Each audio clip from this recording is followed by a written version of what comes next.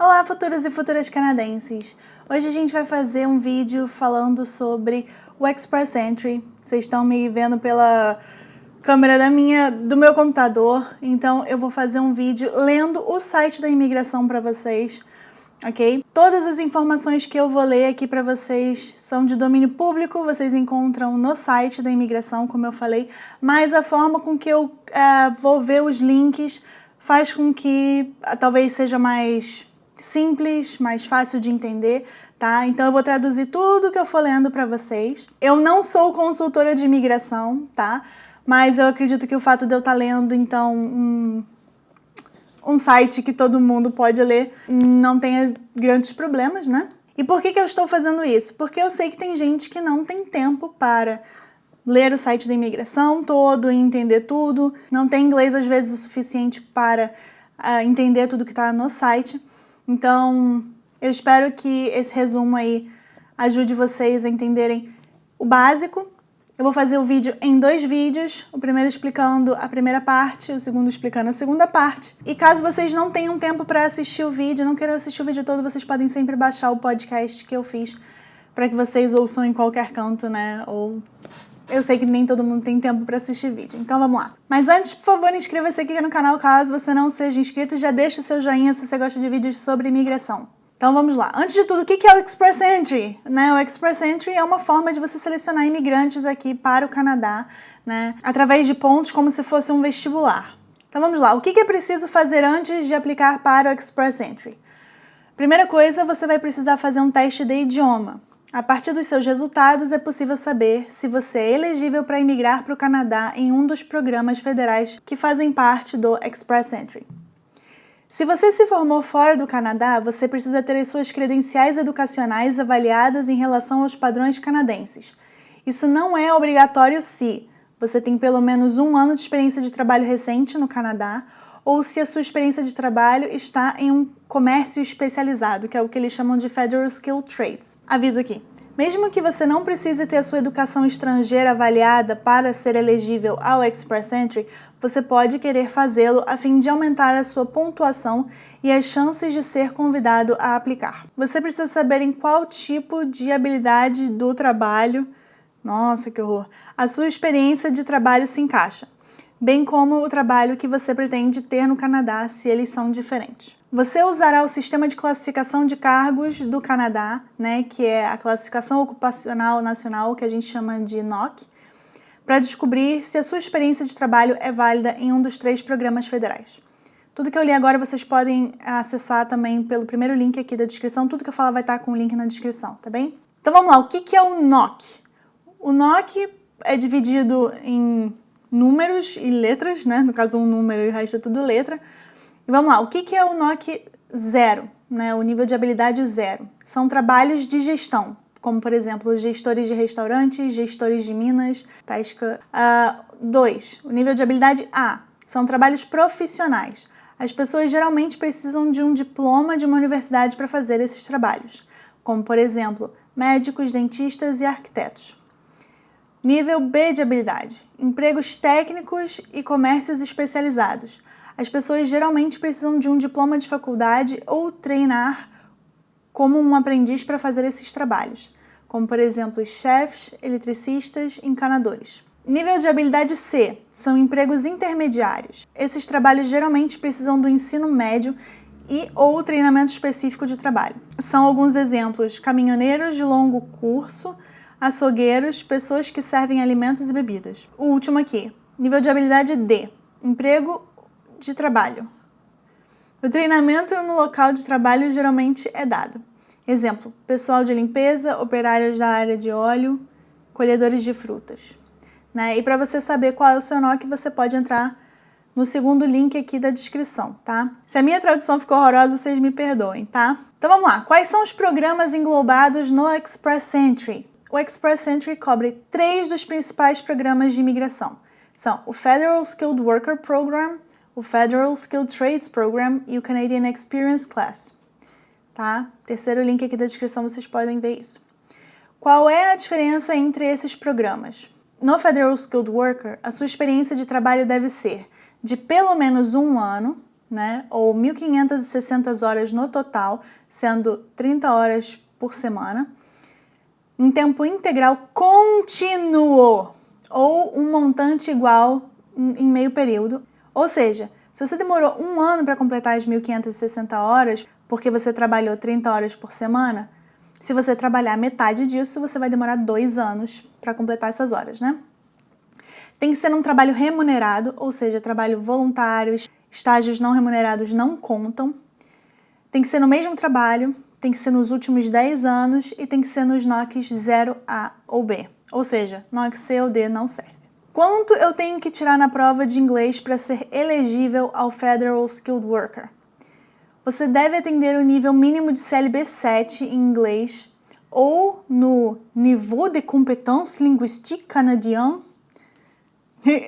Tem que ter um NCLC 7 em francês para o seu primeiro idioma oficial em todas as 4 habilidades de linguagem.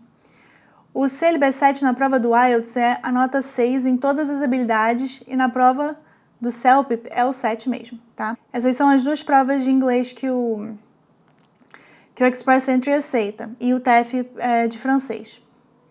Para obter pontos para o seu segundo idioma oficial, você deve atingir o nível mínimo de CLB 5 em todas as 4 habilidades de idioma.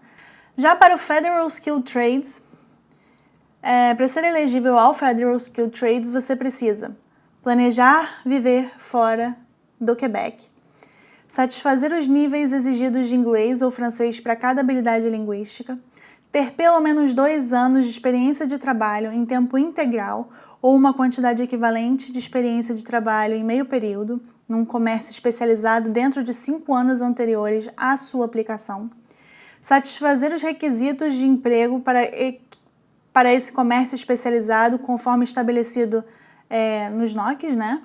Exceto para a necessidade de uma certificação de qualificação e ter uma oferta de emprego de tempo integral por um período total de pelo menos 1 ano ou um certificado de qualificação naquele comércio especializado emitido por uma autoridade provincial ou territorial canadense. Isso significa que você tem que trabalhar um total de pelo menos 30 horas durante um período de 1 semana por 2 anos no seu comércio especializado dentro dos 5 anos antes de aplicar. Quanto eu preciso tirar em uma prova de inglês para esse programa? Você precisa atender o nível mínimo de linguagem CLB 5 para fala e audição e CLB 4 para leitura e escrita. Agora para o Canadian Experience Class, tá? Que é o que o pessoal trabalha, né, aqui no Canadá e depois de 1 ano. Bom, vamos ler. Você precisa ter pelo menos 12 meses de experiência de trabalho qualificado em tempo integral ou uma quantidade igual em meio período no Canadá nos 3 anos anteriores à sua inscrição. Ter adquirido a sua experiência no Canadá com a devida autorização, ou seja, você precisa ter uma permissão de trabalho para se enquadrar no Canadian Experience Class. Você precisa satisfazer os níveis de idioma necessários para o seu trabalho, para cada habilidade linguística, ou seja, falar, ler, escrever e ouvir, né? Você precisa planejar viver fora da província do Quebec. O trabalho por conta própria e a experiência de trabalho adquirida enquanto você era um estudante em tempo integral, por exemplo, em um período de trabalho cooperativo, não contam para esse programa. Para ser considerado para o Canadian Experience Class, você precisa ter experiência de trabalho canadense qualificada dentro de 3 anos de aplicação. De acordo com o National Occupation Classification, que é o NOC, a experiência de trabalho qualificada significa empregos gerenciais, né, que é o NOC 0, trabalhos profissionais, que é o NOC A, e trabalhos técnicos e comércios especializados, que são o NOC B. A sua experiência deve ter pelo menos 12 meses de tempo integral, 30 horas de trabalho pago por semana ou mais, ou uma quantidade igual em horas de tempo parcial, né? Qual é o nível de inglês necessário para o Canadian Experience Class? Você precisa atender ao nível mínimo de linguagem CLB 7 para o NOC 0 ou NOC A e CLB 5 para trabalhos de NOC B. Agora vamos lá. Como saber se eu sou elegível para o Express Entry? O CIC avalia as aplicações de trabalhadores qualificados federais com base em 6 fatores de seleção. Se você marcar 67 pontos ou mais de 100 pontos, você pode se qualificar para emigrar para o Canadá como um trabalhador qualificado federal. Se você marcar menos do que essa marca de aprovação de 67 pontos, você não se qualificará para emigrar para o Canadá como um trabalhador qualificado federal. Melhor não aplicar nesse momento. Ou seja, gente, quando a gente fala sobre uma pontuação até 1.200 pontos, isso é na segunda fase, digamos assim, do Express Entry. Antes de você aplicar, de fato, você precisa saber se você é elegível vendo se você tem esses 67 pontos de 100 pontos, tá? Então, vamos lá. Para isso, a gente pode ver aqui para a língua, né, que são no máximo 28 pontos, como consta aqui no site. Para educação e estudos, você pode ganhar pontos de seleção para sua educação, mas para obter esses pontos, você deve provar que obteve um diploma ou certificado canadense, ou ter a sua educação estrangeira avaliada por uma agência aprovada pelo CIC para mostrar que ela é válida e igual a uma credencial canadense concluída.